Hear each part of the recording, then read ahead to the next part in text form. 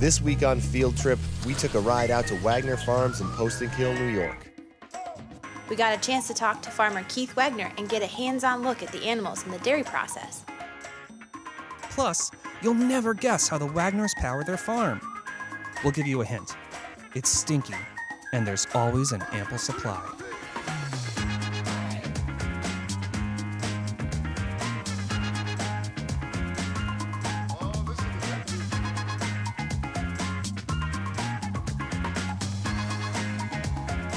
Later, we took turns lending a hand on the farm and then had an opportunity to check for new additions.